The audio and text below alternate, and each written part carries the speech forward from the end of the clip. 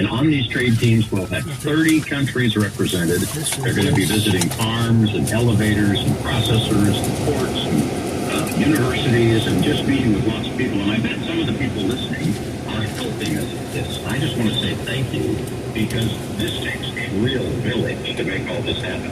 State soybean groups, farmers, as I said, elevators, opening up their facilities and farms so our international buyers can come see them. So in the meeting in D.C., we'll have about 700 people present, right? About 400 international buyers, and they'll be from even more countries. It's almost 70 countries that will be, almost 60 countries that will be represented. And it's a 3-day event where we do speed dating, letting the buyers meet with exporters, and then have a day and a half of conference time where we give them a lot of great information and have a lot of networking. Well, and I just think about all of the different attendees and having the opportunity to network and talk about all of the great things that U.S. soybean farmers and the industry does by and large. I feel like that's such a key part of the event here, Jim, and especially, the way things are this year with the ag economy and commodity prices, and then just, you mentioned trade and tariffs earlier, but all of that in a vacuum. I think it's important to have events like this to foster relationships that are going to be so important moving forward, right? That is exactly right, Jesse. And having these relationships, having them know memories of seeing farmers, seeing elevators, knowing how things work within the United States, it's so important. Our key strategic goals that we wake up thinking about every day are to differentiate U.S. soy, to elevate a preference for U.S. soy, and then, of course, to attain market access, to make sure that there aren't barriers to trade and tariffs and that kind of things that we can work on. But especially in the differentiate and the elevate, this is a great way for us to do that, to really show how we grow soybeans different on our farms than in many other countries around the world, the ones we compete with in South America in particular, and then to top it off with the great relationships our exporters and farmers are able to make with these buyers from around the world. Jim, we got a couple minutes here before we close out. We're out of time. And I'll just ask you this, as we're getting into the back half of 2025, and with Soy Connect happening, such a key event, and we talk about the U.S.-Vietnam relationship and more, are there any other markets right now that you've been working on that excite you as we look at U.S. soy? I mean, anything else standing out to you right now in the back half of this year? Yeah, well, just let me mention a couple. Egypt is a market that a lot of people probably don't think about as being a big soy importer, but they've grown to be our number 4 import market. They take whole beans primarily to feed their big crushing industry that puts meal into their poultry and aquaculture industry and oil for consumers. So Egypt is a market that we're really excited about. And then another one I'd like to just mention is Latin America kind of overall, but both Mexico, Colombia, and then several other markets down there just continue to grow. And I look at Mexico each year and I don't think they can grow much more. They grew so much last year, but they just continue to surprise us. But our work will touch 90 countries this year, and so if I had, I would need more time to go over all the countries that I'm excited about, Jesse. But I don't think we have all day. Well, I was going to say we could probably spend another hour or so talking about those countries that excite you. Anything else final you would reiterate to folks about the work that you and the team are doing there at USEC, Jim? I would just say, a word that, there has a lot of different meanings, but one that is important around the world these days is sustainability. And while in the U.S. there may be different viewpoints about this topic, I can assure people that it is very important to buyers around the world, especially Gen Z and millennial-type buyers. They want to know how their food was produced and that it didn't harm the environment when it was grown or the people that grew it. And we have such a great story to tell in the United States on this subject. It provides us with a competitive advantage as we're marketing U.S. soy. And I want to thank our farmers for making that so, because they're the ones that do the great work on the ground, that have the great conservation practices that we're able to turn into messaging and data and be able to give people that information around the world and help, as I said, have a competitive advantage for U.S. soy. So big thanks to all the farmers that are listening. With that, Jim Sutter, U.S. Soybean Export Council. Thanks for joining us. Have a great week, Jim. Thank you so much. You too. Back for more AOA right after this.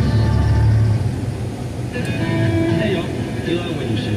I want to take a minute to talk to you about something close to my heart. There are thousands of animals out there waiting for someone just like you to come along and change their lives. Don't worry if you think you might not be the perfect match. There are shelters and rescue organizations full of folks ready to help find the right pet for you. Visit your local shelter or check out online rescue groups today. You never know. Your new best friend might be waiting for you. This message is courtesy of the United States Air Force. If you're heading to Farm Progress in Decatur, Illinois, stop by AGI booth 1067 for some exciting live radio. I'm Jesse Allen. I'll be broadcasting AOA live on Tuesday, August 26th from 9 to 10 a.m. We'll be getting a sneak peek at AGI's brain handling innovations that are hitting the market this fall. And we'll take a first look at a smart auger prototype being demoed on site. That's Tuesday, August 26th from AGI booth 1067 from 9 to 10 a.m. at Farm Progress 2025. BQ middays roll on with a check of the markets. And taking a look at the Chicago Board of Trade, September corn down to 3/4 at 3.80 1/4. December down to 3/4 at 403 3/4. March corn down 3 1/4, 421. September soybeans 9 1/4 cents lower, 10.11 1/2. November down 9 at 10.32 1/4. January beans 8 1/2 lower, 10.51 1/2 cent. September wheat out of Chicago 3 3/4 lower, 4.99. December down 3 3/4 at 5.21 1/4. March Chicago wheat down 3 1/2 at 5.40 1/2 penny. September wheat out of Kansas City down 5 1/4, $5 and a penny. December down 5 1/2 at 5.22 3/4. March KC wheat down 4 3/4 at 5.41 3/4. Over in the livestock trade on the mercantile, October live cattle 77 cents higher now, 231.95. December up 80 at 234.07. February $1 higher, 235.40. September feeder cattle 267 on the plus side at 353.52. October up 292 at 353.17. November feeders up 342 at 351.75. October lean hogs 20 cents on the downside at 89.97. December up 45 at $83 even. February lean hogs 37 cents lower at 85.87. Over in the financials, the Dow Jones down 11 at 44,899. The Nasdaq down 256 at 21,372. Crude oil down 96 cents a barrel at 62.46. Gold futures down $10.50 at 3,367.50. That's been a check of the markets on KFEQ. I'm Nathan Steedley.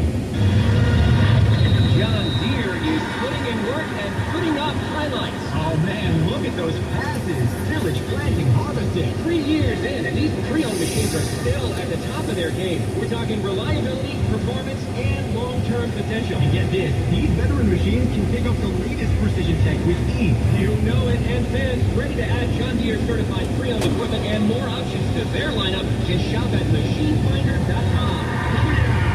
New federal guidelines have nearly doubled the number of Americans eligible for lung cancer screening. Insurance companies are required to cover these tests for those ages 50 to 80 who currently smoke or used to smoke. Along with new treatments, lung cancer screening saves lives.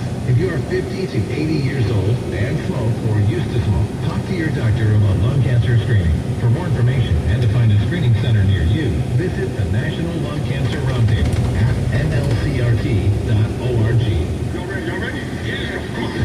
Reserve tickets to the home openers as the Chiefs take on the Eagles at Arrowhead Stadium, courtesy of the Comfort Joe. It's all. Promise you we will not quit. Enter now by visiting the content section of our station's website.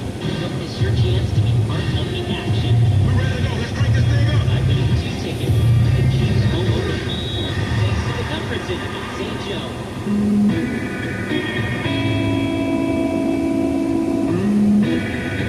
Information America's farmers and ranchers need. AOA. Now, back to Jesse Allen.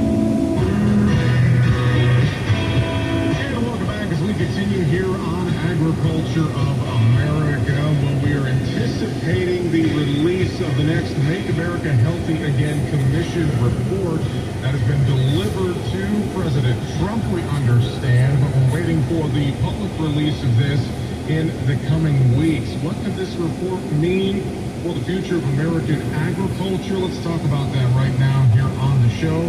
Joining us, she is Executive Director of the Modern Ag Alliance. Elizabeth Burns Thompson. Elizabeth, it's great to talk with you again. I hope all is well. It's wonderful to be back. Thanks for having me on again, Jesse. Well, as I understand it, I saw a report a few days ago. The New York Times has seen a draft of this upcoming MAHA report, and so there's maybe a few pieces of this supposedly leaking out here to the public. And it sounds like, at least according to the New York Times report, that this MAHA Commission report might not be as bad for agriculture as some folks have feared.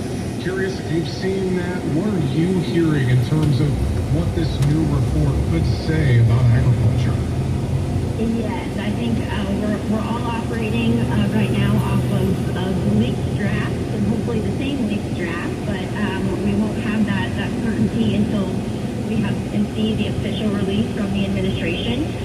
But if the words on the page that are part of this draft are true, we are pleased to see that the administration took some time between the first report and this one to really listen to agriculture, go out and see modern farming practices, and that was reflected into the language. Now, again, operating off of the drafts that are circulating, these leaked drafts, there are some pieces in there that give us a little pause.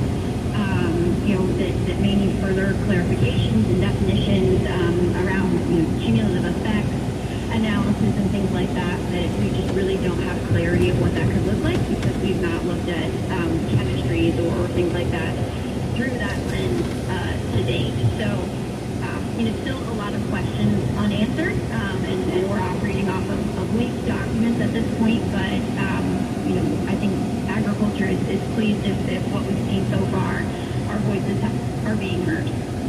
Well, and to your point, I know a lot of, from what I understand, talking with farmers and ranchers and hearing from industry folks such as yourself, a lot of the concern here has surrounded things like crop protection tools, pesticides, regulations from EPA and the administration, and the potential taking away of some of these critical crop protection tools that farmers use day in and day out to grow a robust food supply. I mean, talk about that, and I know that's one of the big things you have been working on there at the Modern Ag Alliance is trying to maintain the use of some of these critical tools. Absolutely, Jesse, and I think every farm in America depends upon different tools to be successful, and these critical chemistries, be it glyphosate, atrazine, you name it, are really facing some headwinds and have faced growing headwinds, at the state level, at the national level, and we really saw that played out in the first MAHA report earlier this year, where it was very clear that there were concerns and questions about the process that these tools go through, how they're used out in the field, and what that effects could have. I think we've gone through a really good exercise now where, the administration, the public, we've had a lot of good conversations about just the level of rigor and robust research that goes into these critical chemistries up front to ensure that what American farmers are using is safe. And then on the back end of that, also educating the public on how farmers use these tools, right? Very judiciously